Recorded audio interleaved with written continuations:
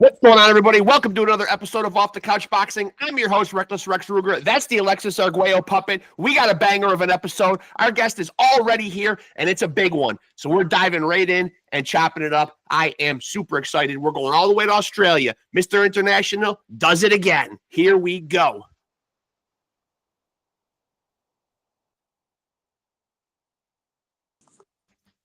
Yes, sir. How are you, sir? Well, thank God that wasn't difficult, huh? Technology, man. Technology for you. Thank God technology is making life so easy for us, huh? Hey, listen, I know you're a busy man, and I really appreciate you doing this. And right off the rip, I'm going to impress you right away by telling my audience that we are joined by LOVEMORE. No, I'm getting the last name right. I'm getting it right. You are getting there. Look. How was it? Over the years, the Australians have managed to butcher my name so bad. I'm sure. And everybody now thinks, I'm LOVEMORE and I do. I don't know when I became an Indian. I hear, and yeah, every time I look up interviews, and believe me, champ, I will let you know that I did study a couple other interviews today just to hear people introduce you so I wouldn't get it wrong. And I heard one guy who interviewed you and said your name, and you commended him on saying, I'm very happy that you got my last name right. Yeah, look, I think when it comes to last names, it's very important that, people get it, it right. Yeah. Often have this issue, even in court, with the judges. Right. When they pronounce my name incorrectly. I can imagine. Yeah. I get offended, but it's come to a point where I've just learned to, to accept it, that, my name is difficult to pronounce. Right. Right. Pronunciation is no. Okay, so you are pronouncing the D in there, but very subtly. Yes. Okay. Yeah. Okay. And so there's so many interesting things about your life and having read your book, man, that I want to talk to you about, man. But first of all, I certainly want people to know, man, that you were the 4-time South African champ, and your amateur record 66-2. That's impressive. But how hard was it? And correct me if I get any of this wrong, though. At the time, you couldn't showcase what you were doing on an international level because of apartheid. That's correct. Yeah. It's pretty tough at the time. Particularly being black, and in my own country, Right. It was really hard for us, to get. Even to be treated as the same way as other, white fighters. Sure. Yeah. But apart from that, at the time, South Africa was banned from international competition because of apartheid. Look, in a way, it's bad for me because I didn't get an opportunity to go compete in the Olympics. Right. I think that were, at the time, I was one of the best fighters in the country, and I believe that I'd been given that opportunity. I probably would have won gold or something. But look, again, in a way, it's good because, it was the only way that we were able to overcome, apartheid, with the international world getting involved, banning us, Right. from competition, with sanctions and all that. So, something good came out of it because, we ended up, overcoming apartheid. Yeah. Now I'm curious to ask about your boxing career because, your resume is just so incredible. But I want to kind of even point to the fact that even though there are losses on your resume, you were a very difficult out. I mean, I'm looking at the people that you lost to, though. They're all unanimous or split decisions, though. So you really made a tough fight for everybody. Everybody had to go the full 12 with you. Yeah, look, I look, some of the fights I took on short notice. For example, Right. when Shambe Mitchell, when I fought Miguel Cotto, when I fought Shambe Mitchell, it was on a week's notice. When I fought Miguel Cotto, the same thing on a week's notice. And I think those two fights were very controversial. Some people felt I beat Shambe. I thought I won the fight as well. Me too. The judges saw it differently. The fight against Cotto was it was a very, very close fight. And I believe had the fight maybe taken place in South Africa or Australia, I would have walked away with the decision. Yeah. But it is what it is. And years later, Cotto was interviewed, and he was asked, who was ever his toughest, opponent, and he mentioned me as his toughest, opponent. To me, that also is just an honor, looking at the great fighters that Miguel Cotto fought. Sure. He's been in with some of the great fighters, but then for him to to say I was his toughest opponent, that means something to me. And when did you decide? Did it happen in your boxing career? Was the seed planted even before your boxing career? But you did, you went a very interesting route, because you do see a lot of guys after they hang the gloves up, they still keep a foot in boxing, whether they go into the promotional side of it or they go into the training side of it. When did you decide to go off and veer off and further your education and get into the legal world? Look, even when I was growing up as a child, I've always, epitomized the value of education. And it's funny, I didn't start school till I was 9 years of age. Right, so crazy, right. late. And that had mostly to do with apartheid. And when I started school, I also had to find a job so I could pay for my school fees, my school uniform. But one thing about South Africans, and I would say Africans in general, we epitomize the value of education, and I thank my parents, for pushing me hard, to study. But I've always also been aware that sports, it's not your lifetime career. Sports comes to an end. You have to prepare for your life after boxing. So that's why when I was boxing, I was also studying at the same time, preparing for a career after boxing. Because I've seen many things happen, and I'm not just talking about boxing, in sports in general. Often, our sportsmen, they finish their career and they've got nothing else to do. And some of them end up committing crime. Some of them end up, getting into drugs, and alcohol, because, they've got nothing else to do. So right. I didn't want to be part of that. And the other thing was, it's funny because people often see boxers and footballers, we're often seen as, in Australia, we use a term called bullfeds. We are often seen as bullfeds, we got nothing else to offer but right. boxing. So I wanted to prove, to the world that, we can do anything. It's just a matter of, if you set your mind, you put your mind on something, you can do it. You look at it today, I hold 7 university degrees. That's unheard of. And I think I'm probably the first ever world champion, to achieve that. But it can be done. So I believe, everyone, if people put their mind into something, they can do it. And how early on in life did you get a pair of boxing gloves on? Are you a guy that started early? No, I was 14 years of age when I started.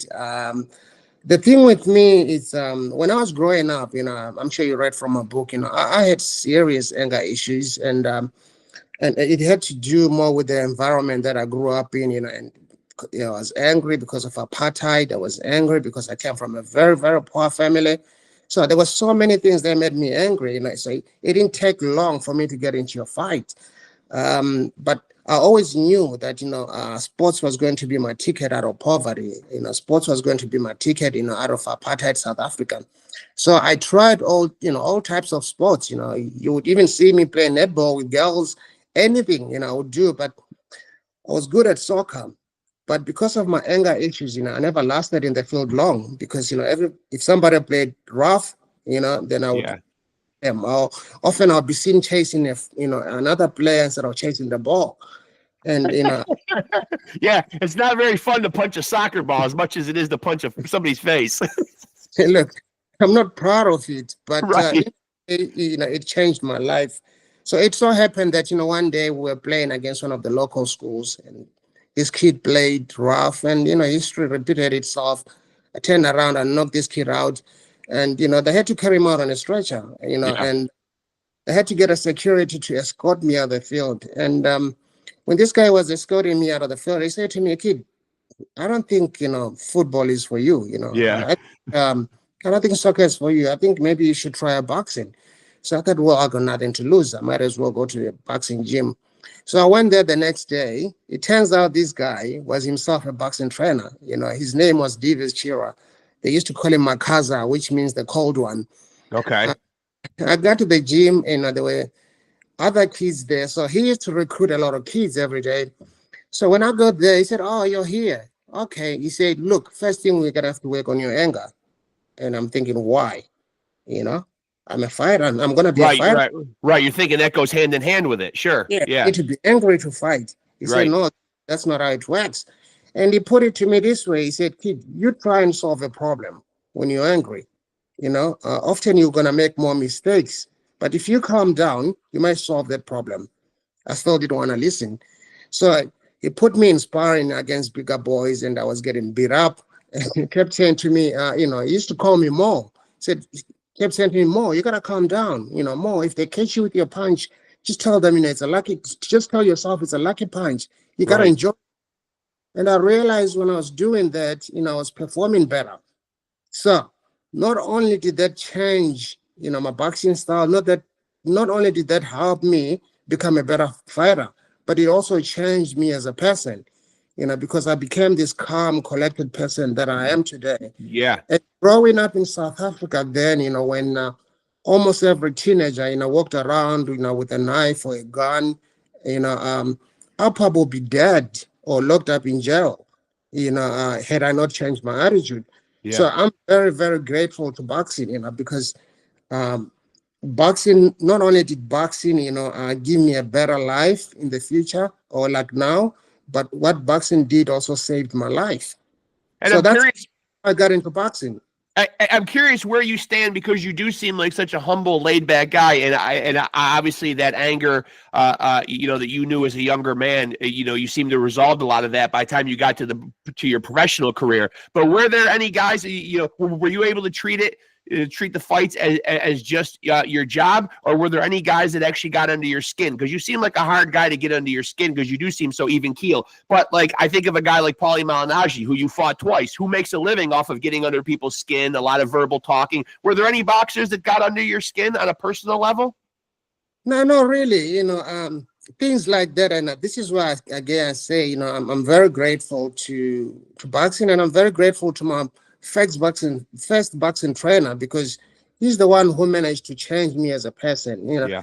So things like that, never get under my skin. I had an opportunity to train with Floyd Mayweather. I was his sparring partner. Yep. And he tried to badmouth me, get under my skin, and in sparring. And all I did was just use reverse psychology. And in fact, I felt like it was affecting me at the end.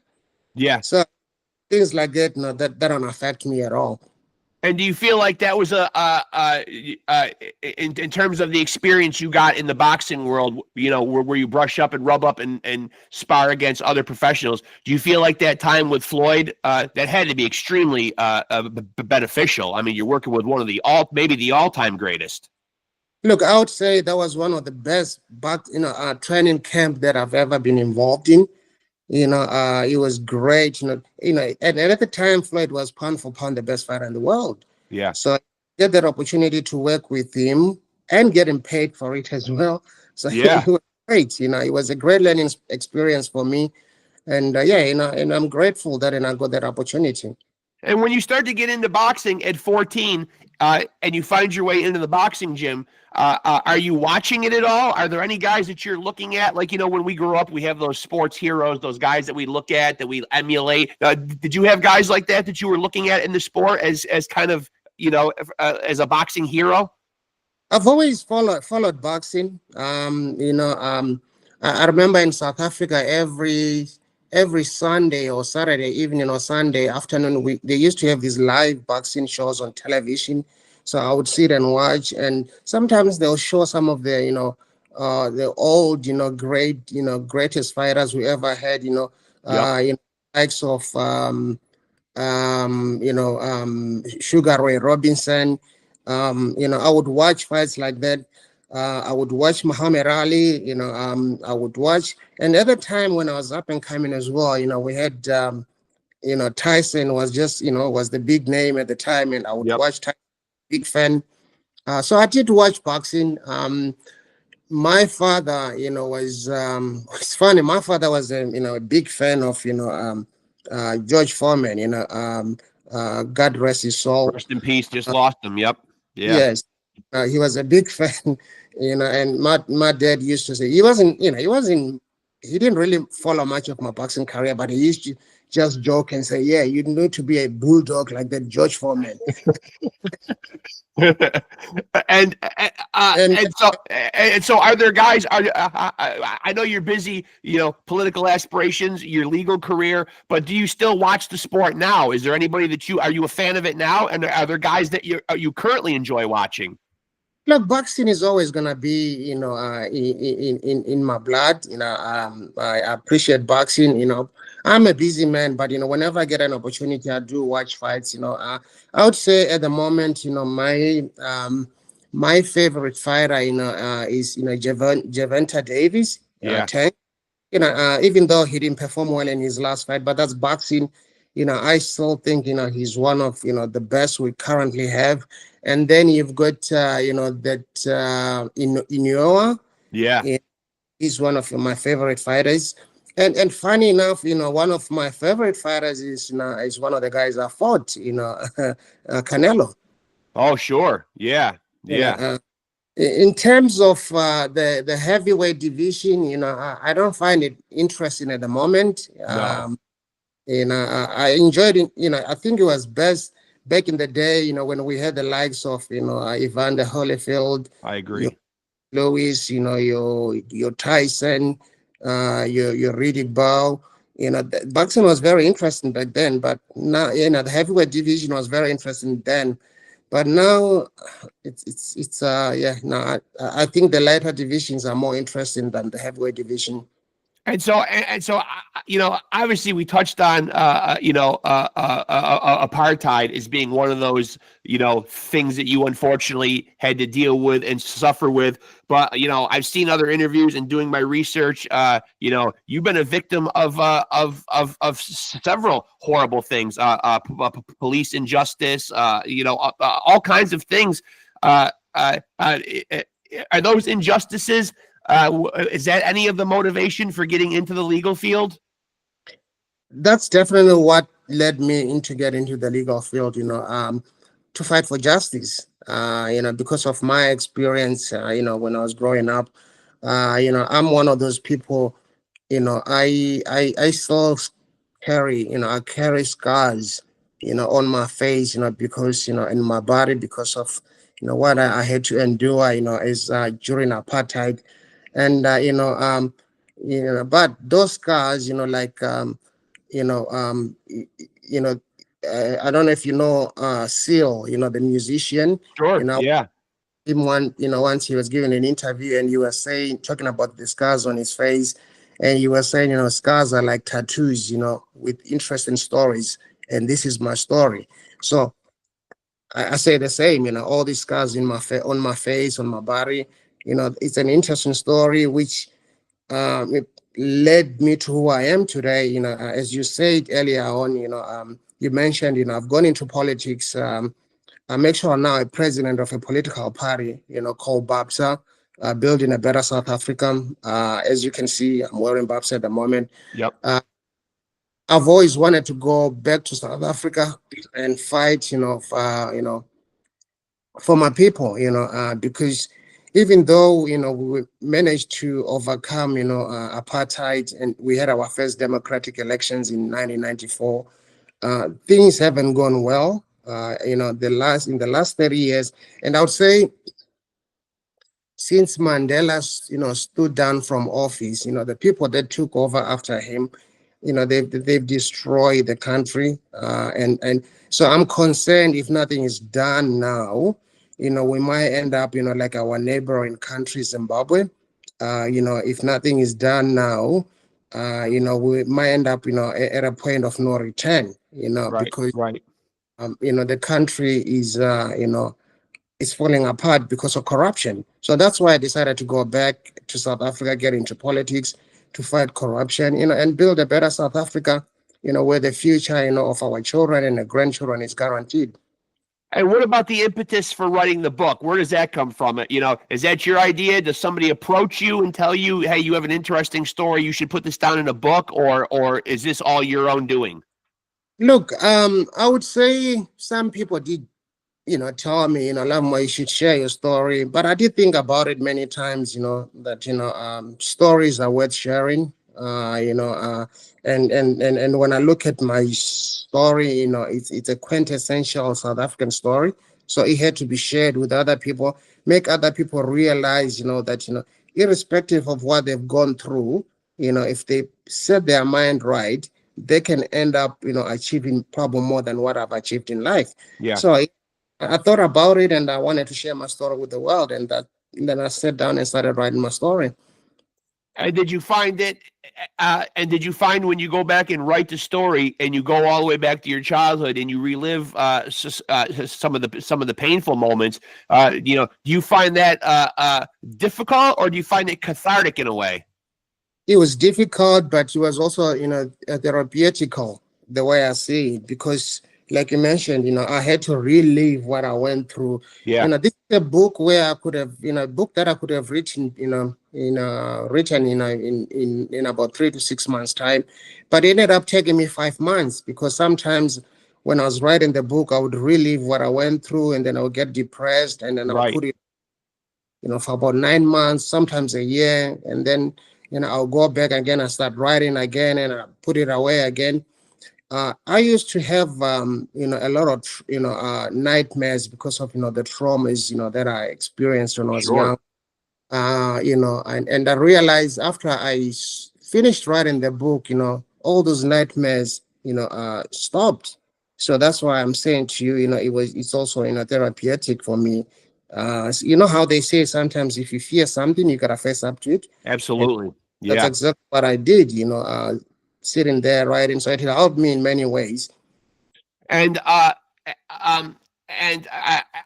want to get your opinion on a couple topical things in the boxing world. You strike me as one of those old school type of fighters with an old school mentality. Like when you see these Jake Paul type events, you think these are good for boxing? Look, I think that's destroying boxing. It's turning boxing into a circus. Yeah. Look, I think it's, boxing has become more about money now. It's a business now that people are just focused on making money. Even look, I'm a great fan of Mike Tyson, but to see Tyson come back at that age, and competing against Jake Paul, who just making a mockery out of the sport. Yeah. To me, I was a bit disappointed. And I thought, it was just destroying Tyson's legacy. Yeah, I agree. Yeah. Look, I guess it is what it is. It's become a business. People just think about, the amount of money they can make out of it. But, I prefer to see a good fight, a real fight. Yeah. Joke that, not the type of jokes that we are seeing today. And do you like the fact that Turkey Al Sheikh and Saudi Arabia are kind of becoming big players in the boxing world? Do you think they will do good things? Because I know, obviously, doing this podcast, I try to stay tapped into what's going on in the boxing world. I try to keep up with all the different Facebook pages, and I feel like I want to stay informed because I do a boxing podcast.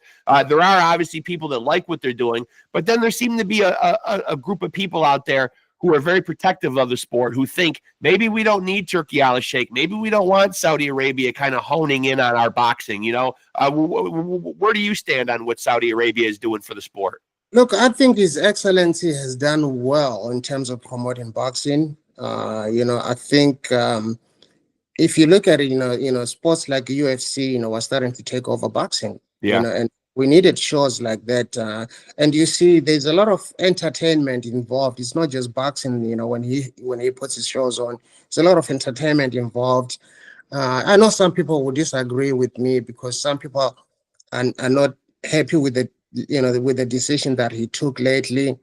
I don't know how true that is or whether it's just a rumor that, he's all of a sudden he's decided to get rid of all the organizations, got rid of motives, and he's doing his own thing, and he's signed up some deal, Dana White. Look, I don't know how true that is, but if that's the case, that's a bit of a disappointment, because you really can't have boxing, without these organizations, like the WBC or WBO or WBA. You need those, and you need to continue, working, with some of the promoters, your Bob Arams, your Eddie Hearn. You need them. But I guess, His Excellency, you got to look at him as well as a businessman. So, if he probably wants to take over the sports. But in terms of how he's been promoting his fights, I think he's been doing an excellent job. And I think it's been great, to keep boxing active, because like I said, it seems like, sports like UFC were starting to take over boxing. I'm always fascinated about the mental side of boxing, and I've asked a couple other boxers on here too. It seems like a lot of the physical attributes, granted there are guys that have God-given talent, natural ability, but a lot of the physical stuff, learning a jab, learning footwork, a lot of that stuff can be taught. But I feel like the mental aspect of boxing really fascinates me, because I feel like most people will do anything they can to avoid a confrontation. Climbing between the ropes and fighting another man almost seems to go against everything that most people, would want to do in their life. How soon did you know that you had the mental toughness to box? Is that something that's a byproduct of your growing up? Look, boxing is like, it's like playing in a game of chess. Yes. You need to be, and this is where I'm again going back to what I said earlier on about, I'm a boxing trainer, my first boxing. I think he prepared me well mentally. When he said, "LOVEMORE, you have to calm down, don't be angry, because you're thinking straight. You can't play a game of chess when you're not, when you're angry or when you need to be disciplined." Yeah. So the mental aspect, part of it, it plays a big role. You could be the fittest guy out there. You could be, the most talented fighter out there. But, if you're not using, your brain, eventually, you're going to get beat. There's a lot of, So the mental aspect of it is very important. Look, again, when I think of boxing, boxing is it's a brutal sport.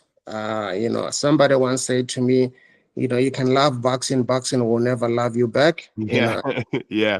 I totally agree with that. I think for me, I say, if you got to box because you got a reason to do it. Don't just do it for the fun of it. Right. Because brutal, I had a good reason to fight, because I was poor. I needed a ticket out of, apartheid South Africa. I needed a ticket out of poverty. And so I had a good reason. That's why I could never encourage, my son, or anyone else to box, unless they got a good reason, because, you're putting your life at risk. Sure. And it's a great sport. We love it, but it's brutal. Obviously, there's a lot of self-sacrifice that goes with boxing. You're making weight, you're depriving yourself of food, you're going off to fight camps, you're putting your body you through a lot of rigors. Is there a part of the sport that you particularly miss? Certainly not I'm certainly not the dieting part, probably, right? Everybody seems to not like that part. Nah, look, I didn't like that part, but it had to be done. Yeah. Actually, I've never been someone, who's so much driven about food. And because I think mostly because we didn't have much food when I was growing. You seem like a disciplined guy, right? Yeah. And you seem like you've got quite a bit of self-discipline too. Yeah, look, even after boxing, I still take care of myself, and I still train, like, I got a fight coming up. Yeah. I maintain my fitness. I still watch what I eat. Look, I think for me, it's just the most, what I don't miss. I can tell you about what I don't miss. Okay. What I miss, I don't miss being away for a long time, away from my, my family. Sure. Like when I was boxing, it was really hard for me to be gone for long days, away from my children. Like right now that I'm retired, I can see the difference. Even though my kids, are all adults, I've got grandchildren. Me Love too. them, Yeah. spend a lot of time with them. Me too. I wish, I could do that during my boxing career, but I couldn't because I was always training. I was always tired from training. I didn't get enough time to be doing, all these extra, extracurricular activities that I could have been doing with them, and I find I can do those things now with my grandchildren. Yeah. So I don't miss that part, being away. Look, I don't know. I don't miss, having to deal, there are so many sharks in boxing, unfortunately, there are some good people, but there's some really, really bad people in boxing who are always there, who are only there to make $1, and, they'll sell your soul and their own souls or their mother's souls, Yep. make $1. So I don't miss people like that. But I miss some good people that I worked with in boxing. I met some really, really good people in boxing, and I miss their company. And so all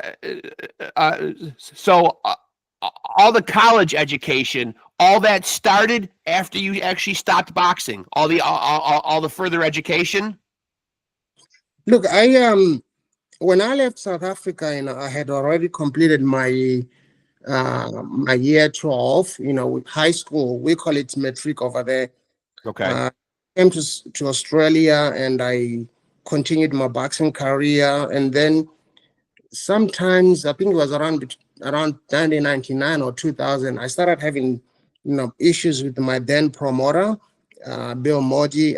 We had some contractual issues, and then because of that, I couldn't fight, for over a year. And then I just thought to myself, you know what?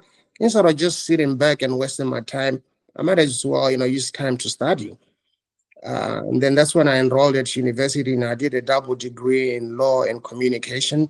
And then following that, I just continued studying, getting all these masters, and and I'm glad I did that, because, now today, I own my own law firm, I'm a practicing, attorney. And so I'm glad I did that. Did you find it hard to go back and further your education as as an adult? No, I didn't find it hard. I've always been I love reading. Yeah, me too. Yeah. I went back and got my education late too, at like 35. I was working as a nurse's aide, and then I got a back injury and I ruptured a disc, and I couldn't go back to doing that kind of work, but I wanted to stay in the healthcare field. So I went back and got my nursing license. Yeah, that's great. I tried to use the time off that I was home recuperating. I was on workers' compensation, and that doesn't pay a lot of money. But my wife is a nurse also, so we were able to get by. It only took me like a year to get my nursing license, but we were a little strapped for that year. Things were a little tough, but I mean, I'm glad.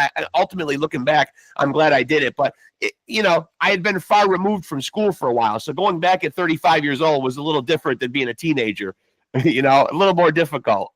Yeah, look, it's difficult, particularly when you got a family. I already had children then, so to make time to study and and at the same time, take care of your children. It's not easy. But I've always loved reading. And I think, with law, if you want to be a great lawyer, you gotta love reading, because there's a lot of reading involved. Sure. So in fact, when I look at it, sometimes I ask myself, how did I do it? Because I recall, I actually went through a divorce, when my children were very young, and I ended up, with sole custody of my children. So here I was raising, 3 young children. Yeah.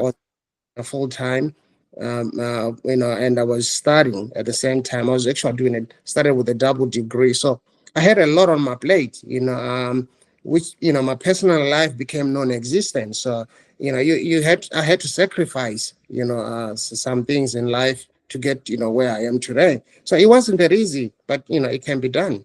Anybody that thinks that this man's hardest job was dodging punches to the face has not tried to go back to school and juggle being a parent. That's the harder part right there. No, it is. Life in general, it's life is not meant to be easy. No. but we can make it easy for ourselves, Yeah. just, working hard. And now, what do you think, looking back now, you certainly gave a lot of praise to your early boxing coach, from kind of reining you in on that early anger or whatever. But what other life lessons do you think boxing has taught you? Well, respect, respect, again, like I said, if it wasn't for boxing, I'll probably be dead today or locked up. Yeah. So it's taught me a lot of lessons. But look, again, when I look at boxing and law, there's a lot of similarities. As a boxer, you have to have a lot of confidence when you go into your boxing ring. You can't go into the boxing ring and doubt yourself. Right. That's right. The same thing, with law. If you want to be a successful lawyer, you need to have some confidence in court, because you are there, to convince, the judge, to rule in your favor. So you need to show confidence, and you need to know what you're doing.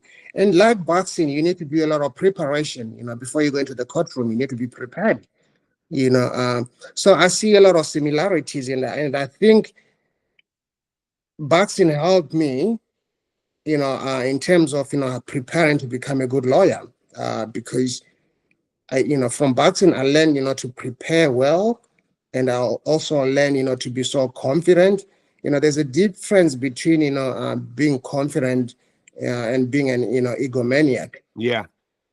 So it's good to be confident, but, not to be, an egomaniac, particularly in the court, because you got to show some respect. Yeah, and it's interesting that when I asked you about life lessons too, that you went right to respect, because typically, you see in boxing a lot of disrespect. Obviously, it's a lot of bravado, it's a lot of barking and woofing at your opponent, it's a lot of trash talk. It can be. I'm not saying that every boxer engages in that or whatever, but that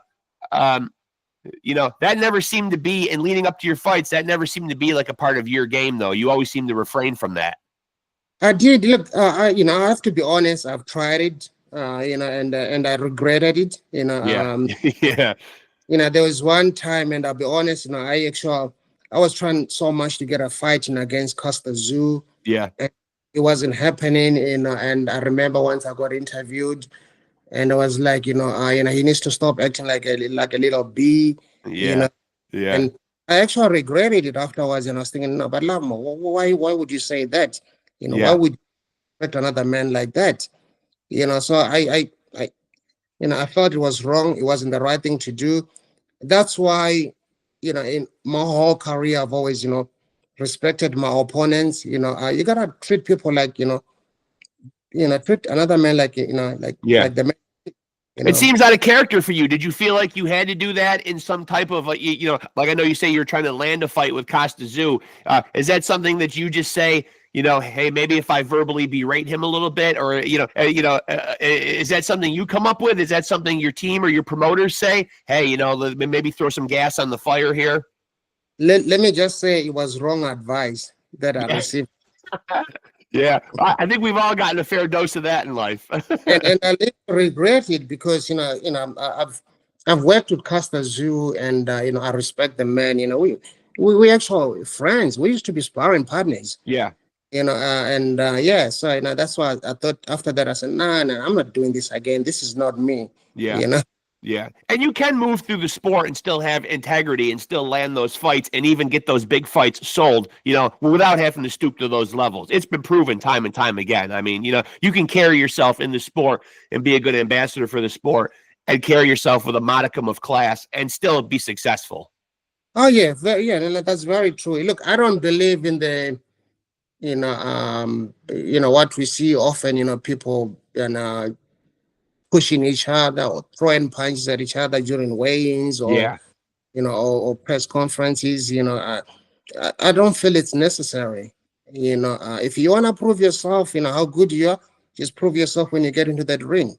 Do you feel like social media has been a negative effect on the fight game? Because it does seem like, and I think Turki Al-Sheikh, I think His Excellency wants to deal with some of this, where we get back to making the best fight the best. It seems like sometimes social media is a lot about guys, kind of trading verbal stuff, over Twitter or over Instagram, but then we don't see these big fights actually happen. It seems like it's a lot of talking and not a lot of action. Do you think social media has kind of, now that we're in a social media era where it's gotten a little bit easier to talk on the other side of a keyboard and not actually do anything?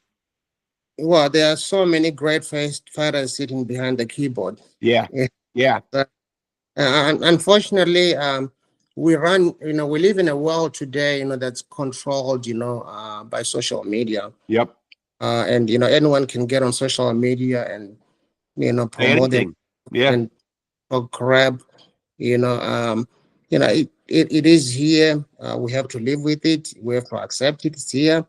But I think it's also, it's also got to do with, with personality. If you're not that kind of person that's going to, abuse other people or use the social media to abuse others, or, you refrain from that. I think it's also got to do, as much as we want to blame social media, I think, people need to take that personal responsibility, that, as a person, you have to respect others, Yeah. and use, as social media as a tool to disrespect, the sport or disrespect others. And what would you like people to remember, when boxing fans, when boxing journalists, when people are sitting around and they're talking about Lovemore's career, what would you like them to remember the legacy? Obviously, you've held world titles, you've had belts, you've been in there and fought a lot of the great names in boxing or whatever. But what would you like, if you could put an epitaph on all of it and be remembered, what would you like the legacy to be of your career? Look, I never wanted to be the guy to be remembered, as, one of those great fighters we ever had from South Africa or Australia. Yeah. The best, lightweight, super lightweight, or welterweights we ever. No, I never wanted to be remembered as that person. That's why, my life has evolved to other things, like, becoming a lawyer, studying, becoming a politician. I want to be remembered, as someone, who's brought change, in the lives of others. I always say, the true measure of of person's character is based on what you do to change your community. Yes. That's why I've gone, from boxing to law, so I can fight for justice for others. And I do a lot of pro bono work, for the community, in Australia for indigenous people.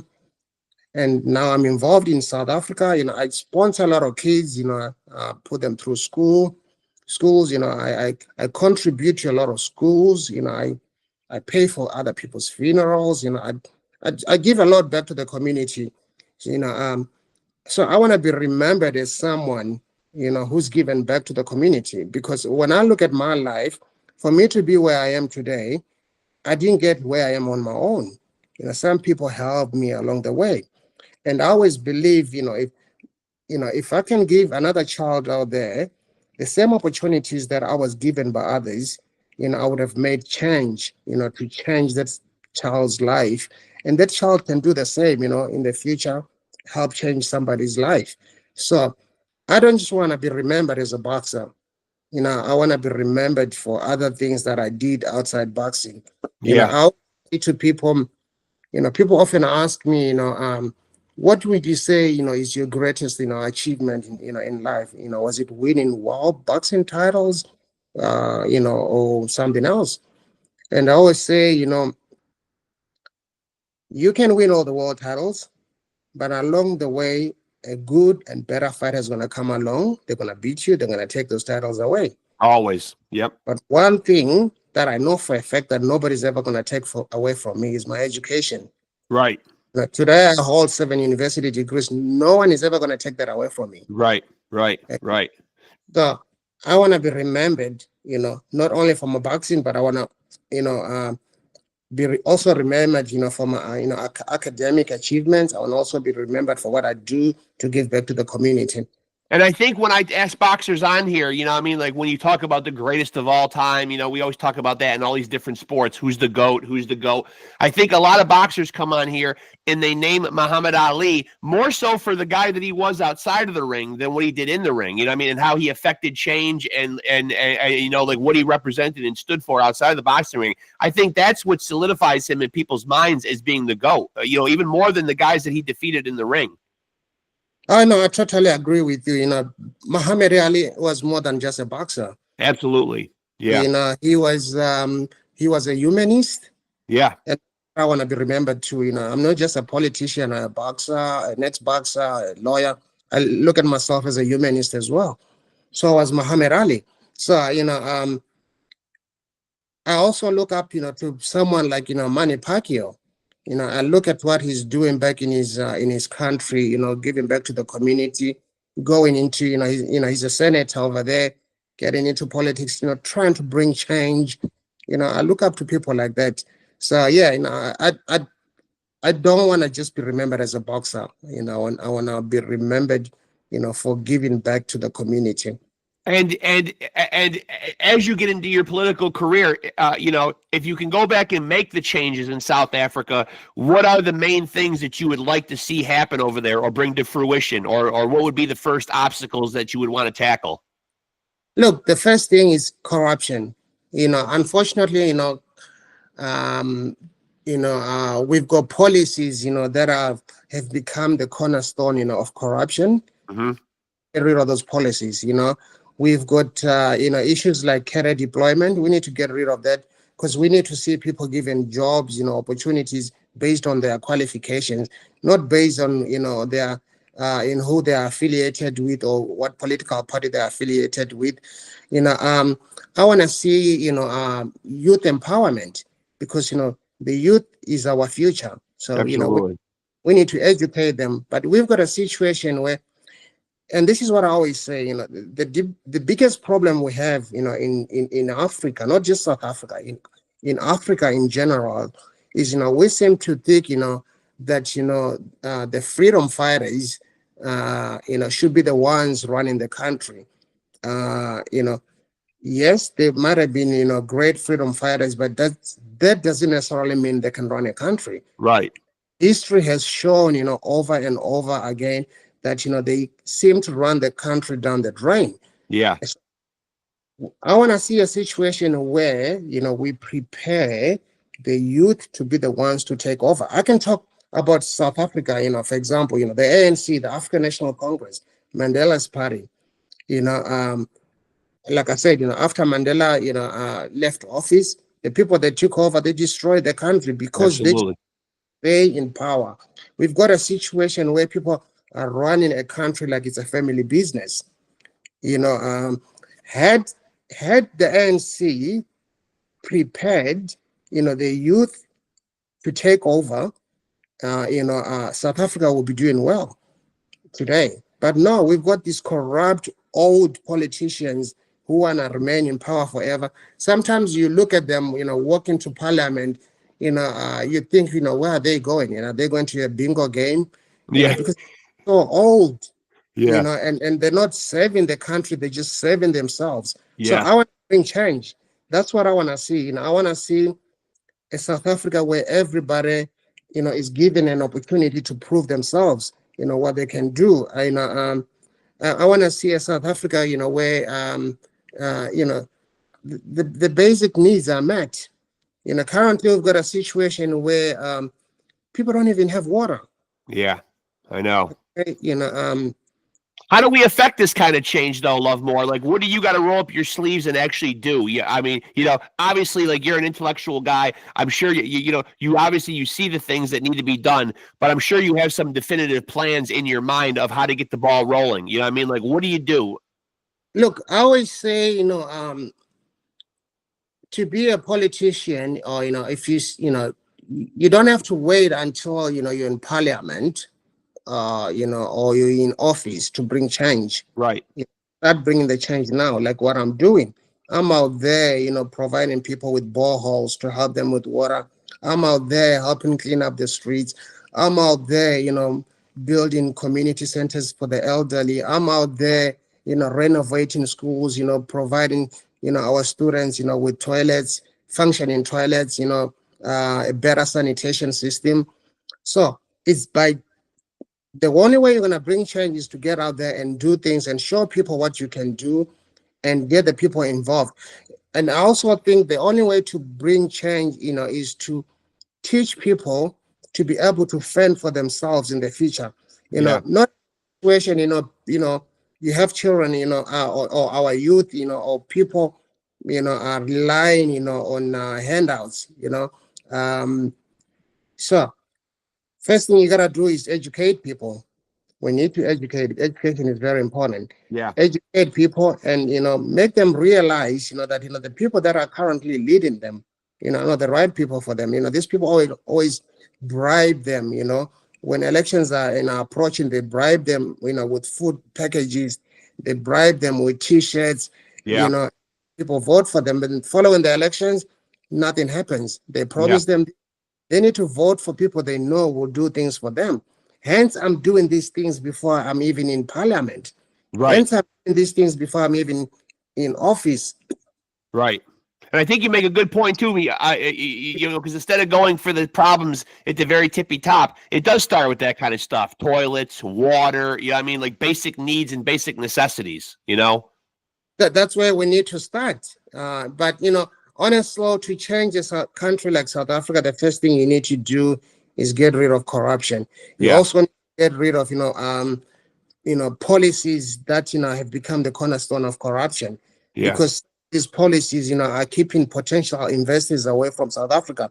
We want to have a situation where investors will come back to South Africa and invest and create job opportunities for people.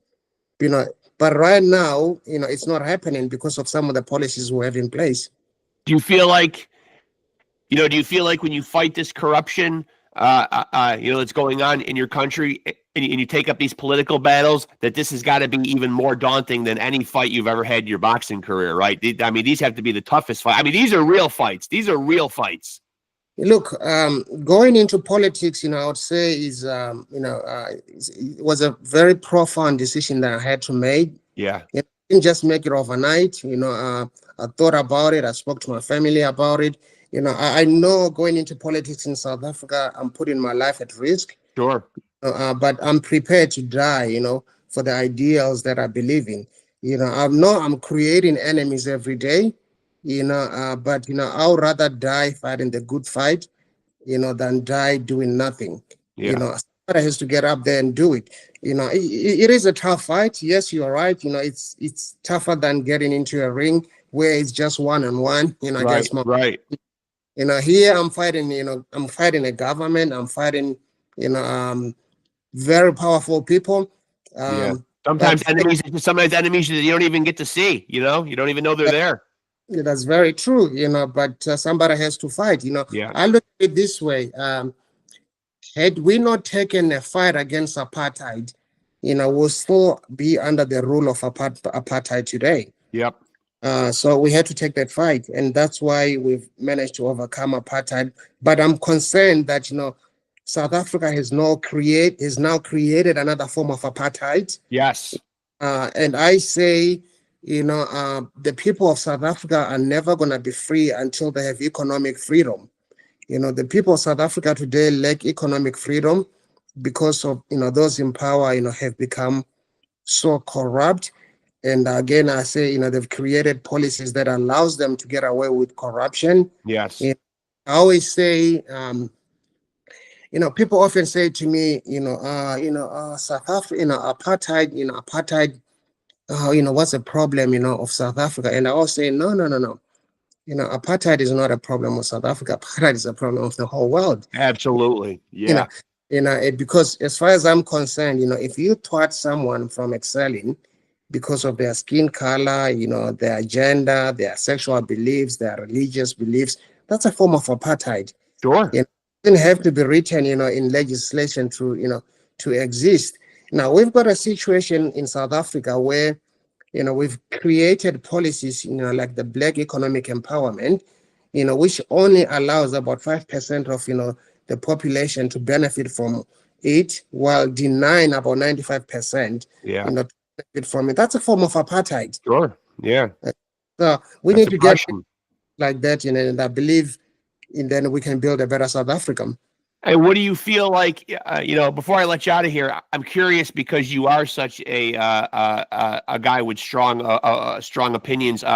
Where did you stand? And I certainly don't want to impugn the situation or call it old news because it's still a problem that's still going on. But here in the 21st century, what did you think when all the George Floyd stuff happened?